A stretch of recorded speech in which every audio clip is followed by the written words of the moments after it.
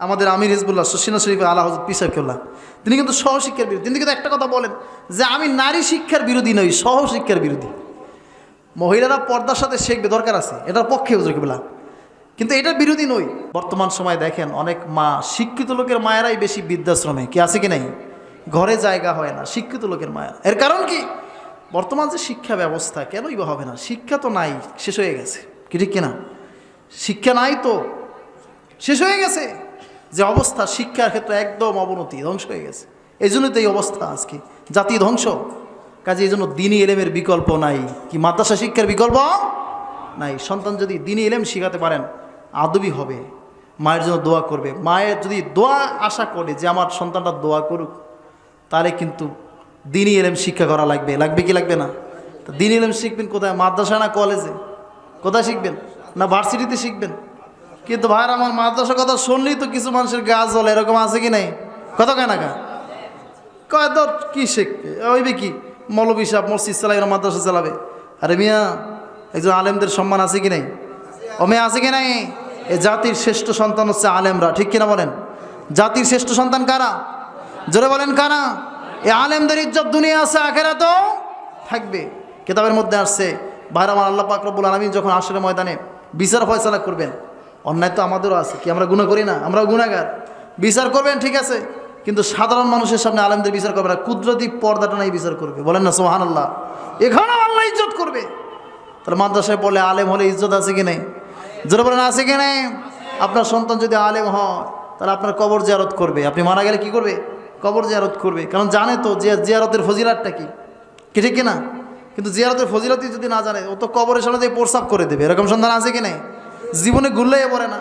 ঈদের দিন, কোরবানির দিন কয় হুজুর লোয়ান একটু মায়ের কবর দাদা, এবার ভুলে জায়গায় দাঁড়ায় আর একখানে, এখানে উঁচা দেখছে জায়গা, আর চাষা কয় কিরে বেটা এখানে দাঁড়াইলি, কয় এটা না মায়ের কবর। এবার জীবনে না আইলে এই অবস্থাই হয়। এরকম সন্তান আছে কি নেই? কমে আছে কি নেই? এজন্য যদি দোয়া পেতে হয়, অবশ্যই সন্তানকে দ্বীনি ইলম শিক্ষা দেবে।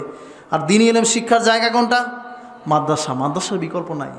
বর্তমান যে অবস্থা ভাই, কি হবে ছেলেরা? সে কি আগডুম বাগডুম, হ্যাঁ, হাট্টিমাটিম এইসব বক্কর চক্কর শিখতে আছে, যা দিয়া জাতির ধ্বংস ছাড়া, অবনতি ছাড়া কিছুই হবে না। অতএব আপনাদের খেদমতে আরজ করব, দেখেন আমাদের এখানে একটা মাদ্রাসা আছে কি নেই? বলেন আছে কি নাই? আর এই যে আলে ইহসান দারুস সুন্নাহ দাখিল মাদ্রাসা, এবং দেখেন এটা যদিও আলিয়া মাদ্রাসা, কিন্তু শাখাটা বালক শাখা, ছেলেরা পড়ে। কারা পড়ে?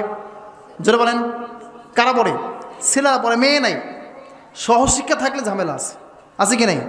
এজন্যই সহশিক্ষার বিরোধী হচ্ছেন আমাদের আমির হিজবুল্লাহ শশিনা শরীফে আলা হযরত পীর সাহেব কেবলা। তিনি কিন্তু সহশিক্ষার বিরোধী। তিনি কিন্তু একটা কথা বলেন যে আমি নারী শিক্ষার বিরোধী নই, সহশিক্ষার বিরোধী। মহিলারা পর্দার সাথে শিখবে, দরকার আছে, এটার পক্ষে হুজুর কেবলা, কিন্তু এটার বিরোধী নই, সহশিক্ষার বিরোধী। কাজী এই আমাদের যে মাদ্রাসাটা পরিচালিত হচ্ছে, এটা সারসিনা সিলসিলা ওই নিসবত অনুযায়ী বালক শাখা আমাদের আছে, বালিকা নাই, একত্রে নাই, সহশিক্ষা নাই। কাজী এটা এলাকার জন্য নেয়ামত, কি ঠিক কিনা? এলাকার জন্য কি নেয়ামত। যিনি এই মাদ্রাসা করেছেন, প্রতিষ্ঠাতা আপনারা চেনেন, আলহাজ মাওলানা মোস্তাফিজুর রহমান সাহেব, আপনারা তাকে চেনেন। তিনি হাফেজে কোরআন এবং প্রবীণ আলেমে দ্বীন।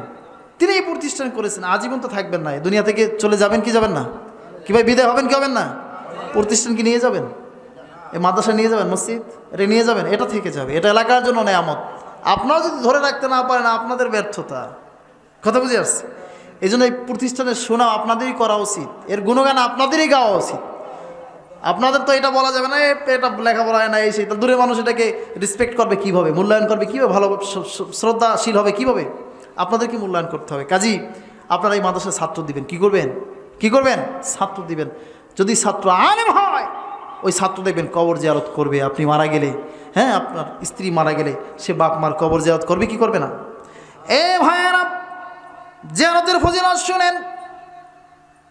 ইবনে মাজার হাদিস, আল্লাহ রাসূল বলেছেন, যদি কোনো সন্তান মা বাবার কবরের পাশে দাঁড়াইয়া যায়, মা বাবা কবর থেকে সন্তানকে দেখতে পায়, সুবহানাল্লাহ বলেন, আরো জোরে বলেন সুবহানাল্লাহ। আমরা কবর শরীফ, মাজার শরীফ যাই বলি না কেন, আমরা জিয়ারত করি। আমরা কি করি?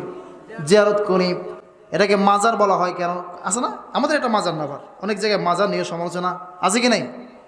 এটা মাজার না, এটা কবর। খবরদার ভুল বুঝবেন না, আমাদের এটা কবর। এ ভাইয়ারা, মাজার বলা হয় ওই জায়গাটাকে যেখানে অধিকবার জিয়ারত হয়। বলেন না সুবহানাল্লাহ। বারবার জিয়ারতের স্থানকে মাজার বলা হয়, ভুল বোঝার কিছু নেই। এ বাবাজি, এজন্য আপনি বেশি বেশি যদি জিয়ারত করেন, যতবার আব্বা আম্মার কবরের পাশে দাঁড়াবেন, ততবার আব্বা আম্মা কবর থেকে দেখবে, আপনার জন্য রুহানি দোয়া করবে। সুবহানাল্লাহ। ইবনে মাজার মধ্যে আরেকখানা হাদিস আসছে, সন্তান যদি দূর থেকেও হেঁটে যায়, ওই জুতার আওয়াজটা পর্যন্ত বাপ মা কবরে পায়। সুবহানাল্লাহ। 4 তরিকার 4 জন পীর, কয়জন? 4 জন। বড় পীর আব্দুল কাদের জিলানী রহমাতুল্লাহ আলাইহি, খাজা মঈনুদ্দিন চিশতি আজমেরি রহমাতুল্লাহ আলাইহি, শাহ বাহাউদ্দিন নকশবন্দি রহমাতুল্লাহ আলাইহি, মুজাদ্দিদ জামাল আল ফিসানি রহমাতুল্লাহ আলাইহি।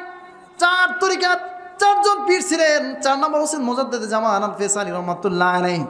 এই বাবাজি, তার মা স্বপ্নে দেখালেন, বাবা রে, অনেক দিন হয়েছে আমাকে কবরে রেখেছ, তুমি তো আসো না, সকালবেলা এসে একটু আমার সামনে কবরের পাশে দাঁড়াও, আমি তোমাকে দেখতে চাই। বলেন না সুবহানাল্লাহ।